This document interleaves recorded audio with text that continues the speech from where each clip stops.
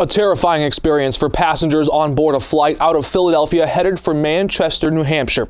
This is something you would not want to see out of the window on an airplane. Flames shooting out of an engine, and that was just the beginning. John Vian was one of the passengers flying back to the Granite State with other members of his family when flames shot from under the wings of this U.S. Airways plane. He had video, and he put it on YouTube. Now, he thought for sure the plane was going down. He thought it would be the last trip he and his family would ever take anywhere on any flight. The crew turned off the damaged engine there and were able to turn around and fly back safely into Philadelphia. Obviously, a major relief for the 75 passengers and 4 crew members aboard that flight. Now, that particular scare in midair brings up a common concern for Americans around this time, the holiday travel season. Is it safe to fly? Of course, other tragedies striking Malaysian Airlines several times this year, with one plane disappearing, another shot out of the sky over the Russian border with Ukraine.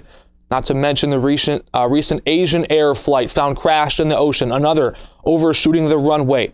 Now, while it may seem like flying is no longer safe with all of this coverage, it's true the number of human deaths this year is much higher than other years in recent history, but the overall number of crashed airplanes is actually on the decline. It's heading down. The 4 most devastating airline disasters this year all took off and were supposed to land in airports outside of the U.S. Those 4 crashes alone make up 815 of the 1,007 air fatalities this year. Now, that average rate of airplane crashes is 2.1 airplanes crash per 1 million flights. The odds are still very safe. 111 crashes in 1 year. This year, 2014, is actually the lowest number of airline crashes on record to date. Elsewhere, in New York City, Mayor Bill de Blasio meets with some of his critics on the police department. Now, de Blasio's office announced he would sit down with the police commissioner, William Bratton, other officials at the NYPD, and leaders of the police unions.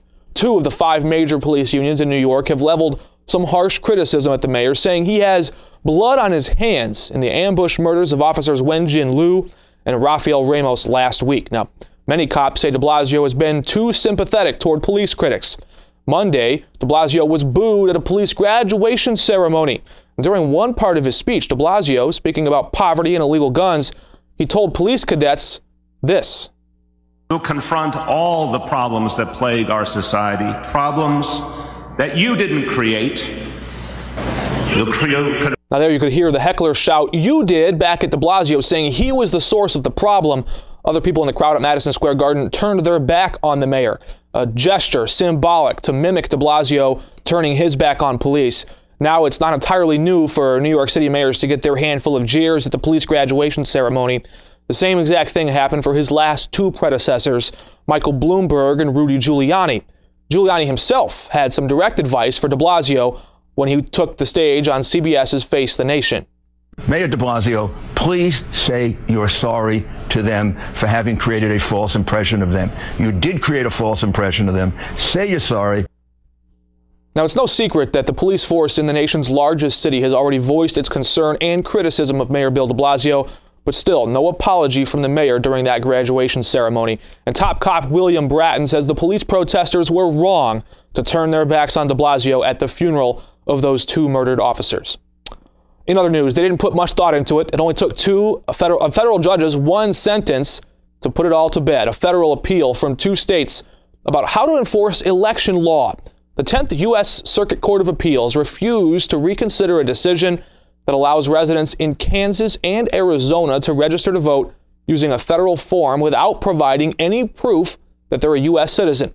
Last month, the court ruled that those 2 states are all on their own when it comes to enforcing voter law. The states cannot demand any help from federal officials to enforce state laws. That's the decision those judges made. Arizona and Kansas state law requires new voters to submit a birth certificate or other federal papers documenting U.S. citizenship. Once again, the federal court says they will not help with the state enforcing those rules. Elsewhere, suspicion of foul play in the Motor City. A Detroit man disappears, and the police fear he may have been abducted or even worse. Police confirm 86-year-old Arthur Neal has been missing for more than a week. His granddaughter fears something could be wrong because of the condition she found his home. She says it's been ransacked and left in a bad way. Neal recently won $20,000 in the lottery, and detectives are trying to learn if that reward put a target on his life. Ebola has officially hit the United Kingdom. A health worker who had just returned home to Scotland from working in Sierra Leone has been diagnosed with Ebola. Pauline Kafurki was part of a volunteer group helping those suffering from the outbreak. Kafurki was tested for the virus after she became feverish and felt unwell. Over 70 people are now being monitored after flying on the same flight as Kafurki. But UK health officials are not worried. The UK Health Secretary says that the National Health Service is doing absolutely everything it needs to do to keep the public healthy and safe from Ebola. Money may be burning a hole in your pocket as gas prices continue to drop. Oil has hit a 5-year low and is continuing to slide below $57 a barrel. Great news for those filling up at the pump, but not so great for countries that look to oil as their main economic strength. Oil markets continue to become oversupplied due to U.S. shale and less of a global demand.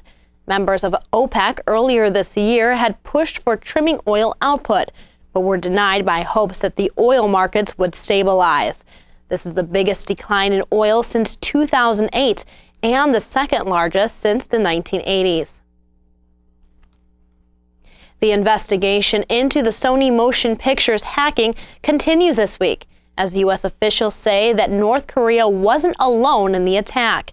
Now considered one of the biggest cyber attacks against a U.S. company on American soil, officials are looking into North Korea's possible sidekick.